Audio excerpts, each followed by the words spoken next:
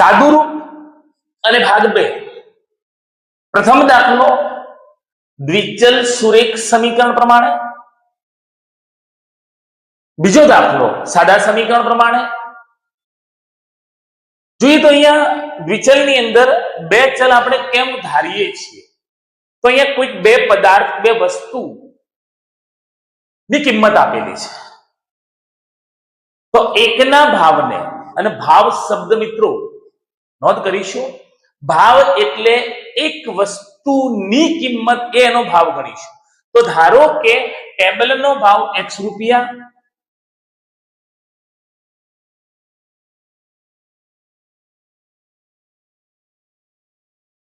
અને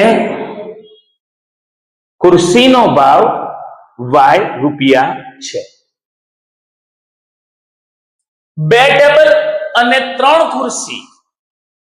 જો એક ટેબલ તો x, તો બે ટેબલ 2x, એક ખુરશી તો y, તો 3 ખુરશી તો 3y. એ પ્રમાણે પ્રથમ સમીકરણ આપણે લખીશું 2x + 3y બરાબર 3500 રૂપિયા.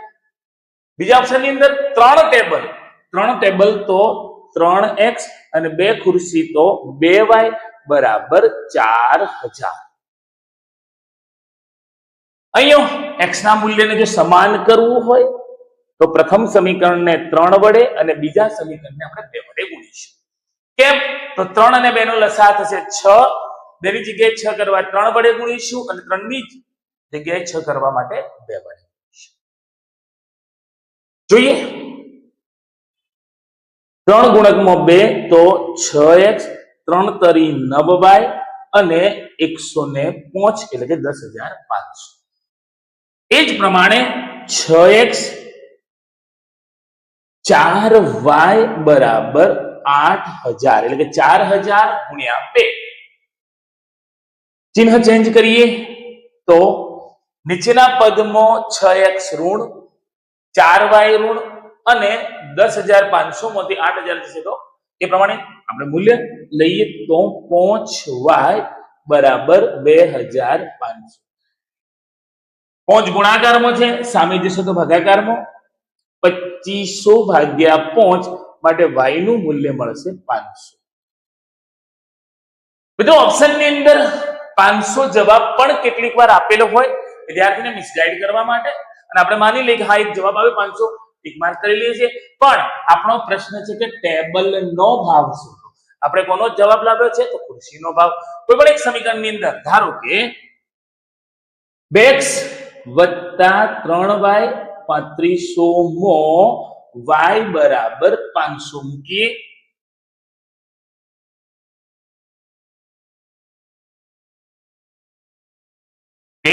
ચલો 5 તરી 15 1500 વત્તા સામે જશે તો ઓછા. પરિણામે 2x બરાબર 2000 વધે છે. બગડો ગુણાકારમાં છે, સામે જશે તો ભાગાકારમાં. પરિણામે x બરાબર વધે છે 1000. 1000 x એ શું છે? તો ટેબલનો ભાવ.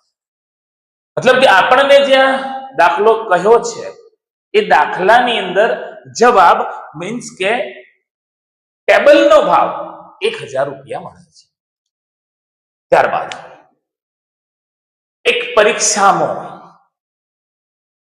વિદ્યાર્થી જે પ્રશ્ન લખે છે, જે હાલની કેટલીક કટ ઓફ માર્ક્સની સિસ્ટમ છે એ પ્રમાણેનો પ્રશ્ન છે કે વિદ્યાર્થી કોઈ પ્રશ્ન લખે છે તો સાચા પ્રશ્નના 4 ગુણ મળે છે, અને ખોટા જે પણ જવાબો છે એમાંથી ગુણ કાપી લેવામાં આવે છે. છતાં પણ જયેશ નામના કોઈ વિદ્યાર્થીને 130 ગુણ મળે છે. કુલ પ્રશ્નો છે 60. તો આપણે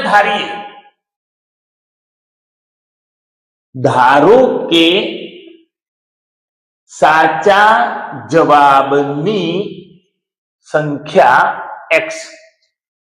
જો સાચા જવાબની સંખ્યા x હોય અને કુલ પ્રશ્નો 60 હોય તો ખોટા જવાબ 60 ઓછા x. ખોટા જવાબની સંખ્યા 60 ઓછા x. સાચા જવાબના 4 ગુણ મળે છે, પરિણામે આપણે એને 4 વડે ગુણીશું. ખોટા પડેલા પ્રશ્નના 1 ગુણ કાપી લેવામાં આવે છે, આપણે એને 1 વડે ગુણી અને જે જવાબોના સાચા જવાબના ગુણ છે એમાંથી આપણે એને બાદ કરીશું. પરિણામે સમીકરણ આપણે આ પ્રમાણે લખી શકીએ: 4x 60 ઓછા x અને ગુણકમાં 1, તો એ વિદ્યાર્થીને 130, જયેશ નામના વ્યક્તિને 130 માર્ક્સ મળે છે. સાચા જવાબ ગુણકમાં 4, ખોટા જવાબ ગુણકમાં 1, જે બાદ કરતો એને માર્ક્સ કે ગુણ મળે 130.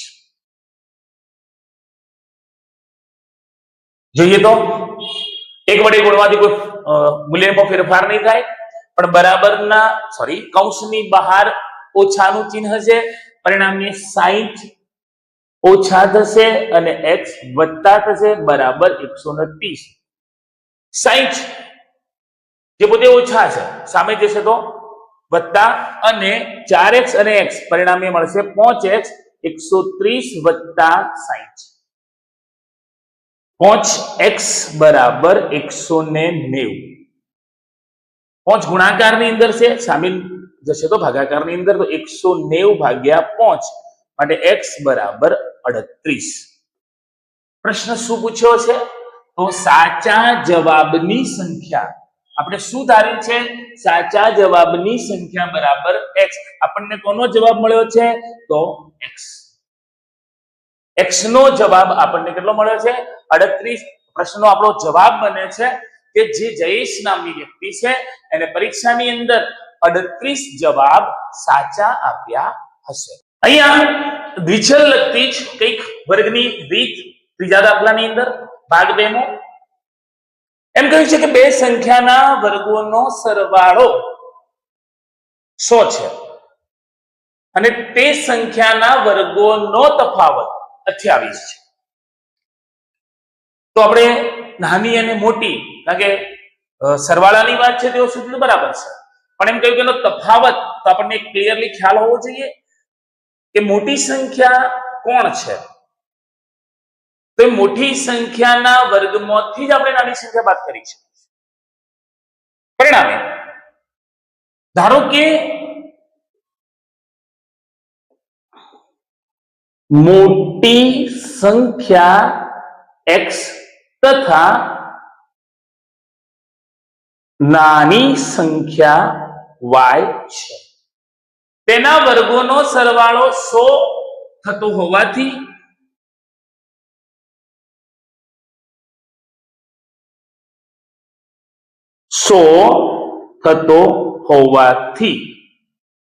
જો એના વર્ગોનો સરવાળો 100 છે તો પ્રથમ સંખ્યા x નો વર્ગ વત્તા y નો વર્ગ બરાબર 100.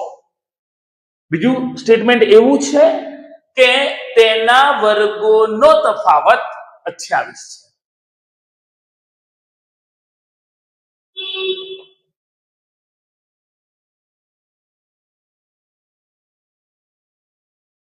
વર્ગોનો તફાવત 28 હોવાથી મોટી સંખ્યાનો વર્ગ ઓછા નાની સંખ્યાનો વર્ગ બરાબર 28.